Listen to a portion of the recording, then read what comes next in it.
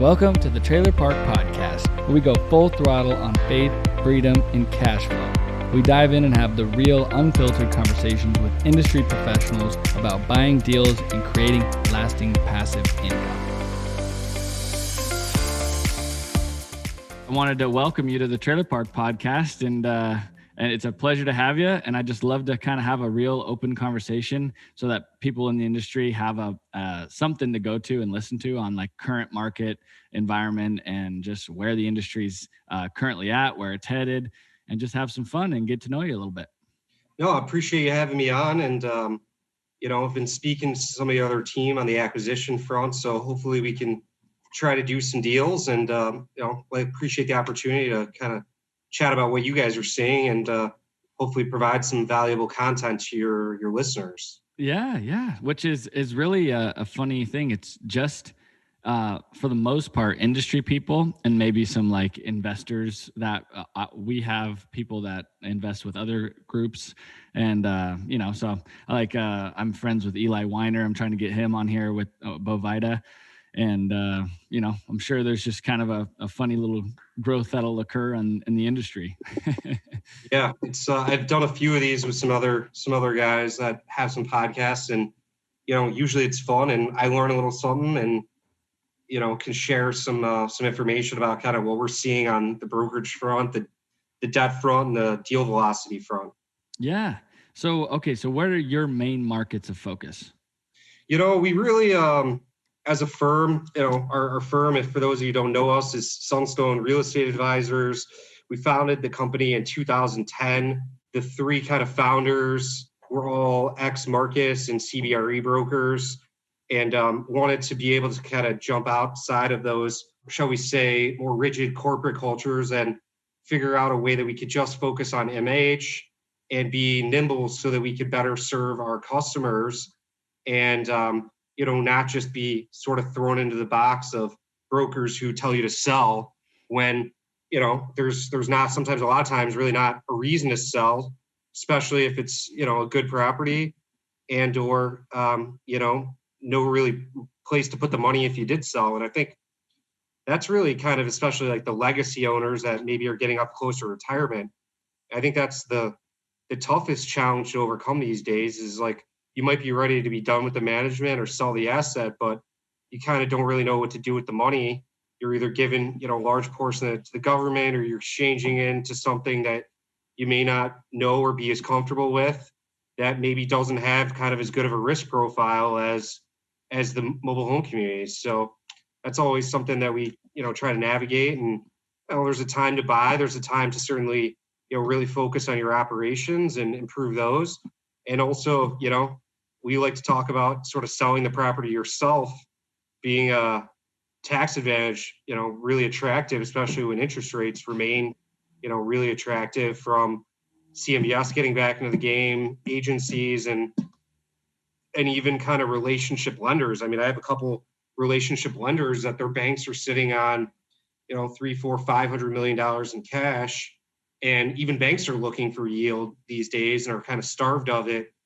And, if you're dealing with relationship banks, I think there's some ways to educate them on the business that helps get them more comfortable making loans to you on both communities and maybe even helping kind of finance new home infill for you, which is, I think, really critical for people that are trying to scale the business and or turn around older communities or really infill high vacancy. Is like, how do I get more involved in the home side of the business where it can be a win-win? There's the demand for affordable housing, I don't think has ever been higher. I don't think that's going away. I think COVID's exacerbated, kind of people's need for homes. And I think there's a lot of pros that, new manufactured homes offer to consumers that really, kind of stand out against our competitors, which is really either entry-level stick-built housing or multifamily properties. So I think, I always kind of bounce these ideas off people, but I think, newer operators, seasoned operators alike really need to kind of think about like the home component of the business and how are they going to continue to scale that, because it gets capital intensive to buy new homes, but that's really the only way to fill large kind of vacancy or over time transition that, 2-star park to a solid 3 or 3.5 with, capital not only into the roads or the office or the signage or the landscaping or, those other things, but, the home stock. And that's really critical. So something I like to think a lot about. And, every deal that we're really selling now on the brokerage side,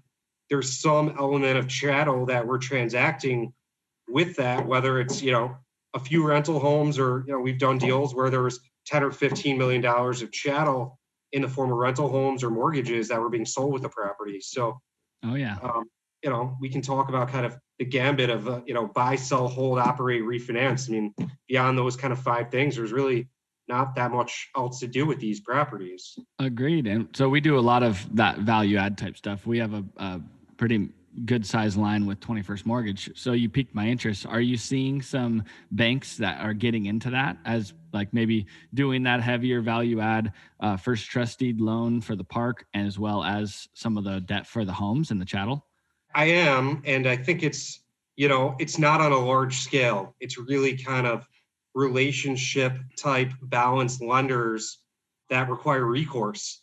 But I think, with 21st, you've got recourse anyway. Right. And, I hope Warren isn't tuning into the podcast. 21st is a great option for people that either don't have relationships or don't have cash. And, it's truly the Walmart of chattel finance. But, except it's not Walmart pricing. Yeah, it's not Walmart pricing. It's retail pricing. And, when you have kind of that market share and you have, that kind of business model, you can command a premium. And, certainly not knocking 21st from that regard. It's a great program for people that don't have capital or don't have, the balance sheet to kind of back this stuff. But I think these are conversations that you kind of have with your, relationship lender who's kind of betting on Blake, shall we say. And at the end of the day, like, in my opinion, if you've got the first line on the real estate, especially for like a value add, you've got the first line on the real estate and you've also are giving lines on the home piece of the business, that's a really secure position to be in the event something actually went bad. And we really haven't seen a lot of it. Where we really in the past saw kind of lenders go bad was really kind of back in the 07, 08 through 12 kind of CMBS world, where they lent on the real estate and they had no collateral over the home portfolio. Yep. And that kind of went awry. But in the case of, banks that can control the homes and control the real estate, we didn't see the same type of losses that we did with kind of CMBS 1.0, where, borrowers were kind of liquidating their homes to try to recoup any equity they could in the deal when they were losing the real estate. And we're really not seeing any distress kind of on the lender front, because historically mobile home parks are one of the lowest default rates among commercial real estate asset classes. And really where we're only seeing stress in the space now is with poor operators, operators that were really undercapitalized to start or thought that mobile home parks were an armchair investment that, kind of operated like a Walgreens. You're just renting land and you don't really have to maintain anything or do anything. And that's really not, as the business of that we're in these days. These are sort of fundamentally operational businesses. And if you want them to stay nice and stay full, you've got to be involved in that home side of the business, whether you're buying new or used homes and bringing them in, or, if you're in kind of really strong markets like you guys are with like California and Arizona and Texas, you still have to be involved with kind of rehabbing homes and turning them and then reselling them to keep them occupied, especially with good residents. When you sell someone a, $1,000 pile of crap handyman special, you're not only exposing yourself, in my opinion, to liability of selling someone, a substandard home, but you're also, getting a customer that's willing to live in that home versus you spend $5 or $8 grand or 10 grand doing a really nice, well done refurb and then selling it. You're going to get a much better customer that's going to treat the home better and stay there for longer. And it's really, in my opinion, a better win-win in the long term for everyone. I couldn't agree more. And it sets a precedence too, that like everything you touch, you're going to touch with quality and you're going to do it right. And it goes for the clubhouse, the common areas, the homes, it goes for everything. And we played like the repo game. We bought a bunch of repos in the day in like 2009, 2010, because there were repos in our parks that we needed to stay apprised and like up to date on the lists that were being circulated, because we'd then have to like bid against people to keep Yeah, homes. totally. It was really weird. And then we'd buy repos that we'd particularly look for ones that weren't in communities, that were sitting on lots or something. Yeah, I mean, listen, if you could find those, smart, right? Because depending on the states you're in, buying a home these days is only kind of one part of the equation. And in the upper Midwest, where we do a lot of deals based out of Chicago, a lot of states are requiring a lot of site improvements before you can put a new home on them. So it makes sense in a lot of cases to refurb homes for those very reasons. Yeah. But there's nothing wrong with used homes if you can find them. They're just hard to find in droves. They are. But back to your original question about the lending, where I've kind of like tried to explain to lenders to get home lines for borrowers for a few small parks that I own. It's their skin in the game. When the lenders that we've gotten comfortable, especially on new homes, they'll kind of advance the invoice rate, and then our skin in the game is obviously setting the homes and decking them and skirting them and ACing them. And, that's a pretty reliable kind of piece. And, for the banks, right, they're lending at real estate rates getting, 3.5%, 4%, whatever it is. I think most kind of operators would be happy to pay 5, 4.5%, 5%, 6% on the home line. And that's a much higher yield than the lenders are getting on traditional real estate. So when they kind of blend that with their first mortgage, they're getting a much higher yield. They're getting a personal guarantee. And they've kind of got control over the whole basket of goods in the event something does go wrong with the deal or their operator or something like that. I couldn't agree more. Yeah, I think it's really kind of spending the time to educate the banks, and none of them are ever going to get fully comfortable with it. But I think I've seen a lot of people have success with it, whether it's First Bank of Tennessee, who does a lot of home lines across the country, formerly Clayton Bank, to some smaller kind of relationship banks around the country that maybe have never looked at it. But if you really spend some time educating them on them, I think the collateral is decent, and you're still giving a personal guarantee, but instead of letting 21st make all the money, there is some spread to be made there, especially in stronger markets where the housing prices are really high. I couldn't agree more. And I mean, yeah, we'll have to circulate to all the industry bankers. I have a couple in mind, because it's such a no-brainer. If we're responsible for the park, and we want the success of the park and the real estate to come, value to significantly increase, we're going to drive revenues. The whole execution of the value add component is dependent on the homes. And then back to your point on the used stuff, the used inventory is kind of gone now. It's back to new, which then it becomes an allocation of dealership homes, like brand new homes that we can floor at. We're a dealership in Arizona, and then as we grow, we'll continue to be a dealer. But if we floor brand new inventory in a community, and it's our community that we control, why wouldn't you want the debt? And that's guaranteed by the park. If there was a default on one home, or even 4 or 5, if we leased to poor, didn't screen or sold on like a lease to own type rent credit type deal, if we get a home or 2 back, we'll happily pay the note off with the bank, flip it, sell it again, re-originate a new note and or a lease to own, rent credit contract, and go down the road.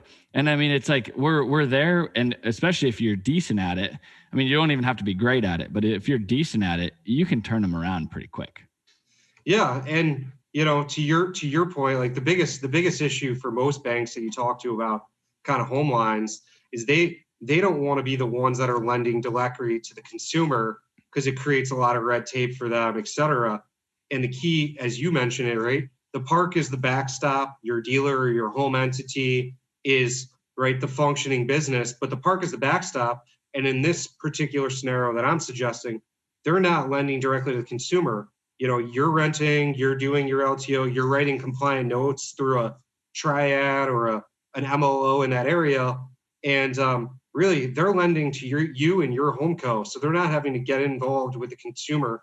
And to your point, right, if someone moves out or defaults on the note, you want to flip that and rehab it as fast as possible, start getting the payments off of both the real estate, the lot, and the home as quickly as possible. So you're heavily incentivized to do so. I think, really educating the lenders and taking the time to kind of explain to them how the business works is the hard part, and reminding them that they're not getting in between the consumer and the loan. They're really lending to you. They're lending to Blake and the real estate and the home co.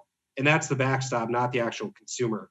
Right. And it's a batched, like a line of credit that includes a bunch of security, a bunch of homes, rather than they're not in the loop on each individual basis, to your point, to the end user, to the resident.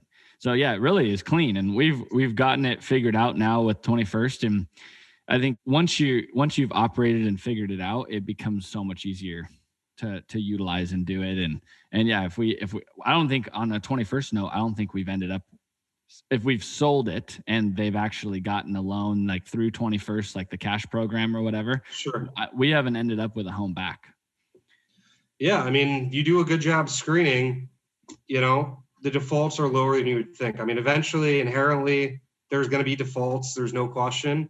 But, the common perception is the default rate is extremely high. And I've seen, to your point, the default rate is much lower than one might originally anticipate. Yeah.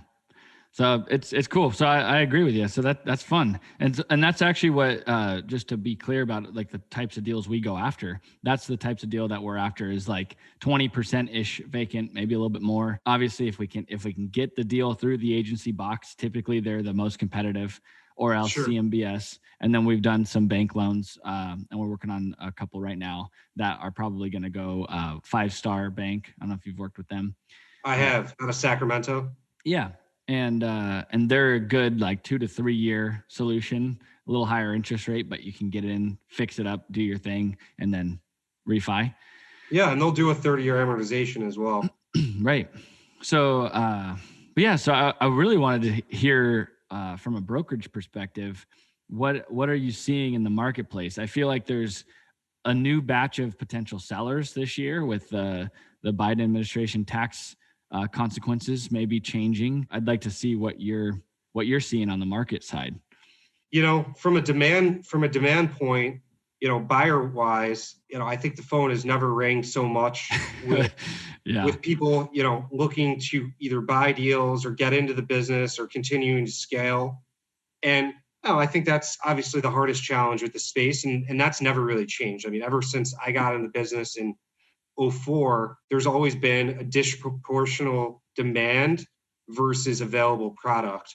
It's exciting to see some, new development across the country. We've got some, friends and clients building new ground up properties in several different markets across the country, predominantly ones with higher lot rents, just because I think those are really the ones that justify new development. Sure. It gets harder in really low lot rent markets, but that's exciting. But it goes back to the central issue of the industry, which is there's really a finite supply of properties and there's way more buyers than there is sellers. So I do think that, some sellers or potential sellers, I think it depends where they're at in their kind of life cycle of holding and age.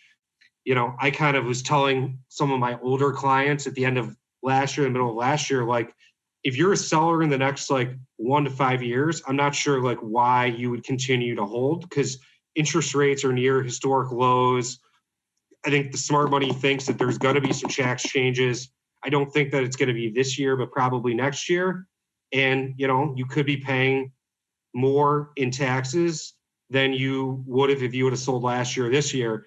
That being said, the problem to some extent, not to get into politics, is that, American political system is kind of like a drunk driver in that it's one extreme to the next. So, I think if you're younger guys like us, we're going to live through, hopefully multiple administrations. So who knows what's going to happen in 5, 10, 15, 20 years. So right.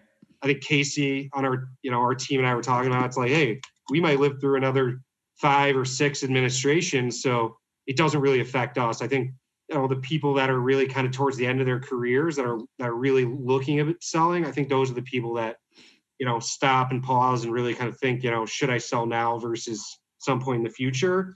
And that kind of hinges on two things: what you think is going to happen with taxes and what you think is going to happen with interest rates. And I think, personally, I think interest rates have bottomed out. I don't think they're going to the moon, but we are seeing the 10-year treasuries continually ticking up, which is Yep. having effect on all-in pricing for agency loans, CMBS loans, Yep. and where and how quickly that stabilizes or where it kind of ends up is the crystal ball we all wish we had.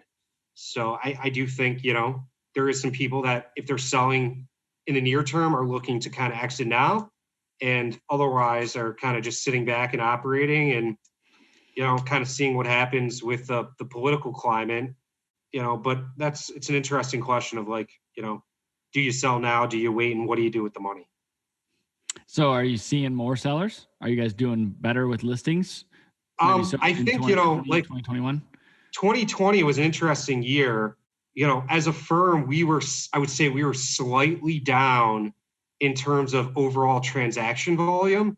The previous year, we did about 250 million of sales. Last year, we only did about 150 million of sales. But really, what's happened when we kind of looked at the numbers and analyzed it was that Q2 of last year was really kind of like a wash. Really, Right. Nothing happened because we had the onset of the pandemic kind of nationally in the middle of March, and a lot of deals either died and buyers pulled out, or they went on hold for 60 to 90 days. The stuff that was already kind of hard earnest money, super pregnant, shall we say, closed. But we I personally probably had like somewhere around $150 million of deals that died.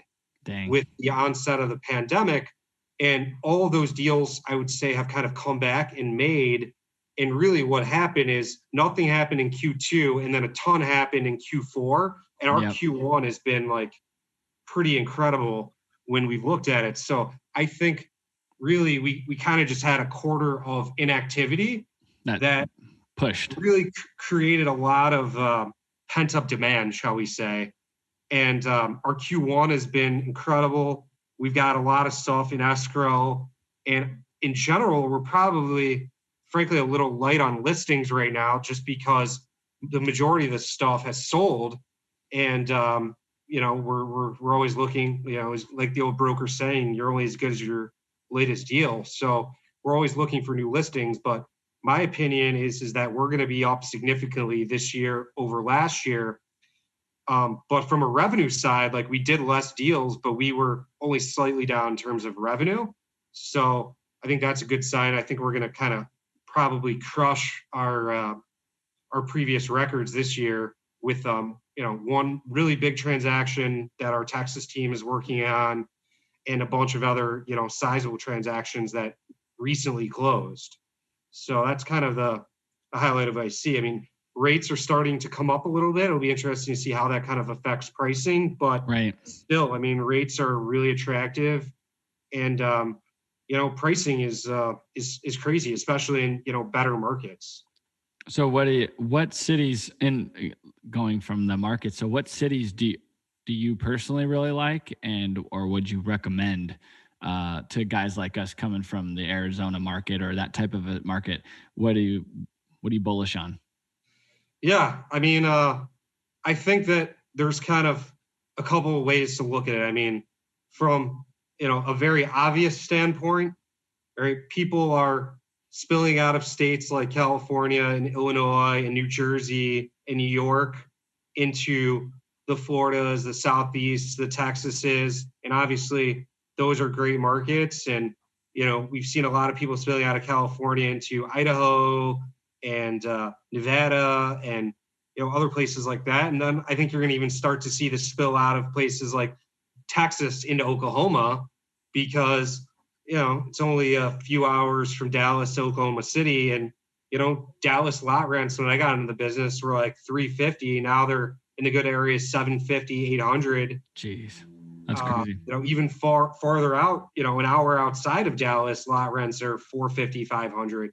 So I think the Southeast is experiencing a lot of growth, but then at the same time, like the contrarian point is like, should you not look at an Illinois or a New York at all because of perceived, exodus, or is there maybe some opportunity in those states because a lot of people aren't looking at those states and you can get some higher yields? And, being a Chicago resident, like the third largest MSA for, the higher taxes, et cetera, it's not disappearing overnight. And, I already, having been down in Florida, seeing some New Yorkers starting to go back towards the city for summer and et cetera, et cetera. So where that all settles is anyone's guess. But, I certainly like the Southeast. Obviously love Texas and up into Oklahoma. The West Coast market is huge. The Colorados, the Idahos, into Montana and those states, Northern Nevada, Oregon, Washington, and those are all great. And really, I mean, this business has always been a function of housing costs. Right. And where, housing's expensive, mobile homes are attractive. And, which gets us into the whole other kind of topic across the country of, you can't get any new mobile homes, within 6 months. And right. They can't build homes fast enough in a lot of markets, and construction materials are extremely expensive relative to what they were a year ago. So I think that's going to be the interesting to see over the next 6 months to a year is like, do prices of materials ever go back down? And how quickly can they get the supply chain kind of back to normal with like home builders getting VOG, and, some home builders are telling us they can't get, actually like appliances and stuff like that. So that's, I think, going to be a real interesting thing to see over the next 6 months to a year is like how quickly they can ramp up kind of new home construction, because there really wasn't a lot of it for traditional housing over the last 10 years. And then, do prices of homes from material costs ever really go back down, or are the new costs kind of the new normal? Yeah, because they went up significantly, home costs in general. And so, yeah, and to that point, I mean, to become a new buyer or get into the value add mobile home park space today would be difficult if you didn't have some infrastructure built to get homes and be able to floor inventory. And, we lost a significant chunk of our allocation from when we were totally ramped up, because we floored 70 or 75 brand new homes throughout the portfolio in Arizona right in March of 2020. So we're like, oh no, like how long is it going to take for us to fill this inventory where everything was kind of on pause? And so we pulled our foot off the throttle with our allocation, and for that it took us like probably 6 months to a year to get it back. So we're now going to get back up to full steam in 2022 on our home allocation from the different manufacturers. But it's a tricky deal to get homes. Yeah, it really is. And I think, I think kind of in hindsight, the business offers a lot of positives in the post-COVID world of versus our kind of multifamily competition of you've got your own home, your yard, no shared ventilation. You're not on top of each other like an apartment building. And in hindsight, I think a lot of buyers that might have walked from deals, at the onset of pandemic probably wish they closed. And, similarly, people that kind of got worried, rightfully so, on are we going to be able to move this inventory, and kind of slowed their home orders, kind of wish they had those homes back in the queue, because, now the dealers are having to try to make everyone, the manufacturers are having to satisfy everyone that's needing homes. And, they're going to give Blake one this month and someone else one this month instead of the 5 you were supposed to get, to try to spread the wealth out a little bit, because one's better than zero. Right. No, it's true. And then you got the big companies that are just ordering homes in huge numbers. So then the manufacturers have to be careful not to allocate too much to them, because if they turn them off, then that's too much percentage wise of their business. So they want more smaller operators, sprinkled in, to your point, of a onesie, twosie a month, let's say. So the big boys order, 5, 6, 7, 800 homes at a time. It's certainly nice, but makes it a little harder to stand out, when you need 5. Well, and if they turn off the spigot, that really puts the manufacturer in a bind. So it's wild. So, okay. So, something that I just would like to personally ask, which I think would be fun, is how do a group like our company, Comfort Communities, end up as like kind of a preferred buyer in your guys' eyes? You know, what does that look like today? I mean, I know it's kind of evolved. It probably would have been easier because there's a ton of buyers, as you know. Yeah, that's the part that never becomes fun kind of down the road, especially on a highly contested deal, is when we have one property and we have really, make up the number 5, 6, 7 really kind of similar buyers. And it's like, how do you differentiate yourself and compete? And that's really kind of the least fun on a highly contested deal, is having to tell the other buyers that the seller's elected to go with a different party. And from that standpoint, those are the nights that you have to have a glass of wine after work. But no, I think just kind of doing what you say you're going to do, trying to move quickly, being sincere with what your thoughts are on the deal, and trying to move quickly and having realistic time periods, and really spending some time with us kind of to help understand the deal, for our benefit. We try to, as a team, put a lot of time into trying to understand the properties that we're selling on the front end, just because all these communities are so unique and different, from the utility infrastructure to the nature of the tenant to what is or isn't being billed back or recaptured, or how the property actually set up from a utility structure. But we certainly have missed things, and but we try to put a lot of effort and time into that on the front end to understand what we're selling, so we can articulate that. So we really like when buyers kind of do the same thing and spend a lot of time with us asking, good questions. I think one of my personal pet peeves is like people request the OM that we've spent, hours compiling, and then they call us and they ask us a bunch of questions that are really on the OM. That are all in the OM. And listen, I miss things all the time, and sorry, that's my laundry. No worries. Miss things all the time, but we try to put a lot of time into our OM so that we've got pretty good data.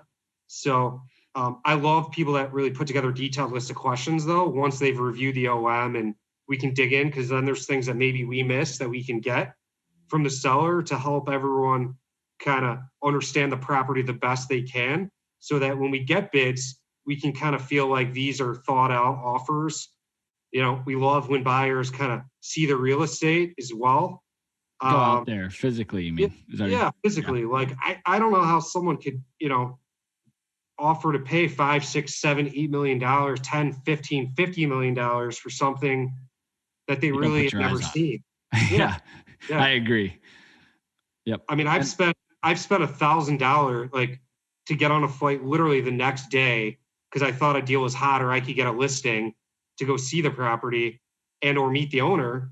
And I really like when other people do it. And I think, if you're scared to spend $500 to go see the property, like, that's kind of a cost of doing business, in my opinion. And, if you really want to get deals, you should be putting aside, a $10,000, $20,000 a year travel budget to kind of go see these properties, so you know what you're buying.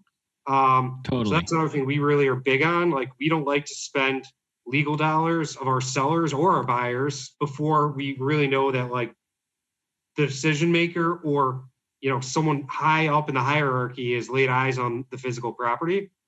And then just kind of really working with us to make sure we answer all your questions and provide you the data you need to put your best offer forward that you can stand behind. Yep. Do you like to see hard earnest money today? I mean, given the environment. Everyone likes to see hard earnest money. Yeah. I mean, there's nothing that anyone likes to see more than hard earnest money, or a short path to hard earnest money. Right. But at the same time, like, we also are realistic that on certain deals that might be the case of what it takes to win the deal. Right. On others, maybe it isn't. But there's no broker that doesn't like hard earnest money. And I'm gonna go turn that off so it doesn't keep ringing. Sounds good. No worries. Well, so I don't have a problem. All the home park brokers have the laundry. Yeah. I don't have a problem going out to the properties. I don't know if you've heard, but we have a little 6-seat airplane, and we're pilots, both my sister and I. And so I'm actually looking to grow into kind of a little bit more safe airplane that we can fly in more weather conditions. Because like if we go up, Texas has some pretty significant weather here and there. Up into anywhere in the north, on the other side of the Rockies, you kind of get into more weather. And No so doubt. I'm personally looking forward to growing my aviation knowledge and experience, so where I can just buzz around, look at deals all the time. And I know several people in the industry that have jets and they fly around and look at stuff like Eli and those guys. And I like to name drop him because I'm sure he'll eventually maybe listen to it. Yeah. But yeah, it's fun. That's awesome. And I'm jealous. I'm stuck on American Airlines or, frankly, these days, whoever has the direct flight, because the post-COVID airline scheduling is not great. Well, it doesn't make sense to go from here in San Diego to like Florida necessarily, unless I was going to take my time Yeah, exactly. and have some fun stops. Because it's like I was mapping it out the other day. It's like 10 or 12 hours if I fly myself, depending on winds across country, which all in all isn't terrible, but it's not something you can do quickly, So yeah, it's not all especially, bad. you also can't sit back there and take a nap like I do. No, you can't have a drink. So until you get into the jet world, and so it's fun to dream about and all that. But So I mean, it'll be fun to start learning about new markets, and I enjoy going there. Frankly, I enjoy going to try on a location of like, okay, I get this place. We went and looked at some deals around Austin and other parts of Texas not too long ago, and it's like, okay, I get it. I see how you could want to live here, so I enjoy doing that. Yeah, me too. Because I mean, really, that's kind of the mental database, and I'll sit with like customers, and especially in like areas where I've done a lot in the Midwest over the years. So like I really know the Midwest, and I'll sit with people and we can talk about properties, and I could tell them who owned the park before this guy and who owned the park before that guy, and really you're investing in your own kind of mental and or CRM software of like you start to know the market. And I'm kind of same as you. Like if I'm going to spend the time to go to Oklahoma City, like I'm going to try to see as many parks in that area as possible. And kind of I like calling the rent comps. I used to. I'm busy enough now where I get some help with that. But I used to love calling the rent comps because it's like a very non-threatening way to talk to the owners or the managers.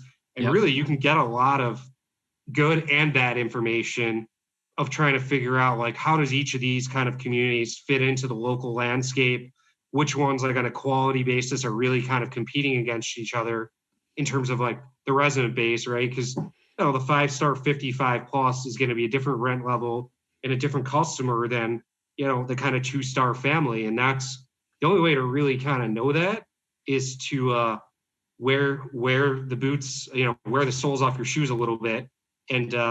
And when I started at Marcus Millichap, they had a really great training program. And I still think Marcus has one of the best training programs, but like they literally required you to get out and take photos of, X number of properties for your database. And that's an incredible way to really kind of learn the market and start to get that knowledge because, information is power. And the more you have of it, the better you can kind of assess the risk or not risk of any particular deal. So, I think a lot of people have gotten a little too comfortable with like Google driving the property and thinking that that's a way to see the neighborhood. And it's certainly a great tool to get going, but there's really nothing in real estate, in my opinion, that can replace, getting out and driving the market and seeing the all the comps and seeing like which block is good and which block is bad. And that's maybe more an apartment kind of Sure. analogy, but it still is the same for mobile home parks. Well, and I think there's something hugely, missed today on even like virtual, like or any type of phone call. It's like go out and meet the people on site, the managers, the owners, whoever, when you're in escrow, and go, make those personal relationships and connections that I feel like we're drifting away from. Yeah, I've stopped sharing that as much because like I feel like it's sort of the magic Kool-Aid.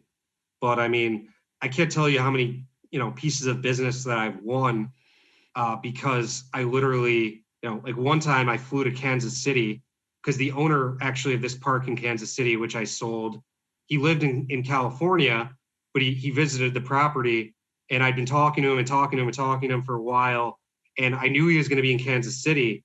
And I literally flew from Chicago to Kansas City. I met him I'd already seen the community before. So I already had photos. I could already speak intelligently on the community. He was flying back to California. I met him in the airport. We had lunch and talked for about 2 hours. And I got back on a flight and flew right back to Chicago. I never actually left the airport. Cost me $550, but I got, a $6 million listing out of it. So obviously it more than paid for itself. Right. But, getting out there and, we can Zoom and do all these other things, but, having a beer with someone or a coffee or lunch really kind of overcomes a lot of phone calls and Zoom meetings. Agreed. Well, that's cool. Well, I really appreciate your time today, and I value time, and so I don't want to take up too much of yours. You're out busy making deals and getting things going. So my last wrap up question that I enjoy hearing everyone's answer is: you just hit the lottery and you made $10 million, or however you made the 10 million. What is your allocation today, knowing what you know? I think there's something to be said for diversification of risk profiles and assets, and I think the easy answer is a lot of that would be sitting on the sidelines waiting to become a buyer of mobile home parks. But I think there's something to be said for having kind of a diverse pool, and you look at kind of the successful, wealthy people, and they really have a lot of different sources of income. And I think some of that would be probably 25% would be an allocation into like traditional stocks and bonds. I'd probably have the little fun crypto allocation, even though I'm like the crypto novice. Same. So I have some friends kind of helping me get some exposure into that. I think that there's something to be said about kind of investing in some other people that you believe in and letting them do the work as well. But I would probably be very heavy in mobile home parks because I do think that it really is a hard business to replace from a steadiness. That being said, I also think people think that, there is going to be some deals where you can make a lot of money overnight. But I also think that, people need to think about mobile home parks as more of a turtle game and a get rich slow game. And in that regard, be very careful under kind of the current political and climate of, watching rent increases and trying to not, become the centerpiece of Channel 7 and other stuff with like super aggressive rent increases. Right. Because when, the politicians like Elizabeth Warren and Bernie Sanders are kind of talking about mobile home parks and national rent control, it's really not a good thing for our industry. And I think that, that's something to be cognizant of when you're kind of looking at like, how do I grow our bottom line? Which at the end of the day, we're in business, we want to make money, but I don't want to be on the front page. And I think that there's sort of a balance with win-win and improving the properties and making people kind of feel like a rent increase is justified. But I would be very heavily mobile home park focused because I just think the resiliency of the cash flow is great. Obviously, the properties have held up very well in the pandemic.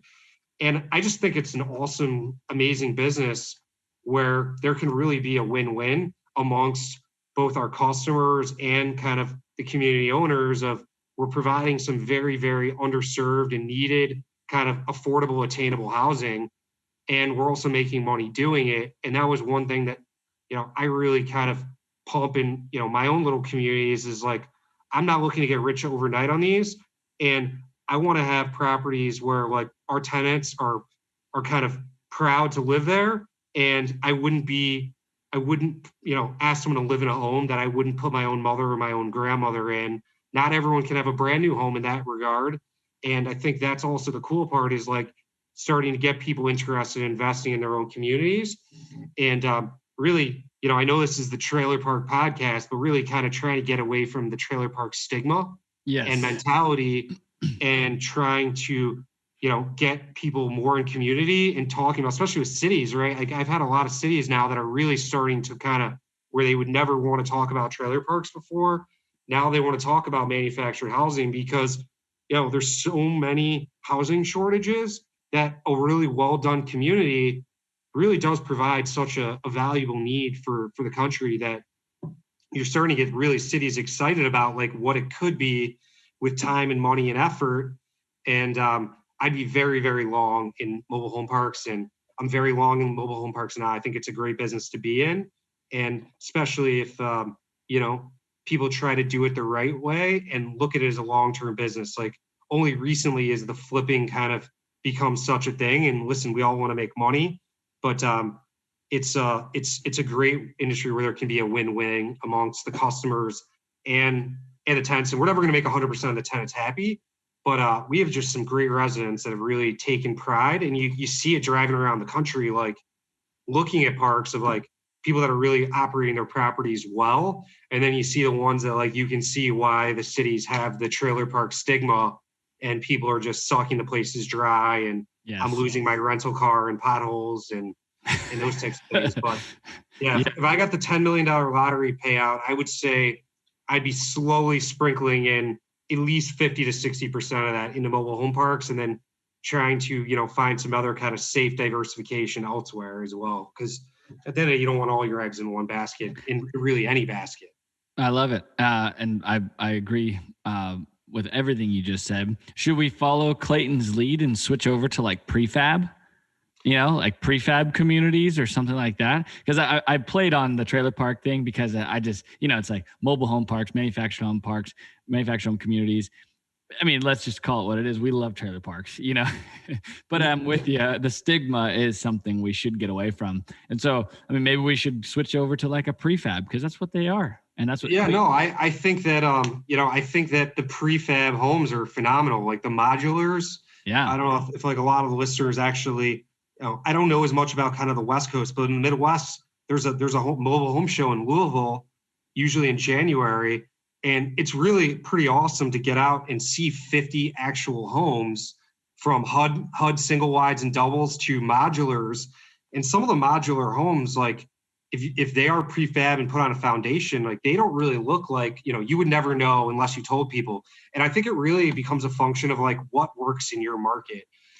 By the time you do a modular and all that, you might need to sell that home for $200,000 to make it worthwhile, which in some markets, people gobble that up all day. And others, it's just too high of a price point, and single wides or smaller doubles are really the market. So I think the mix is there for all of them.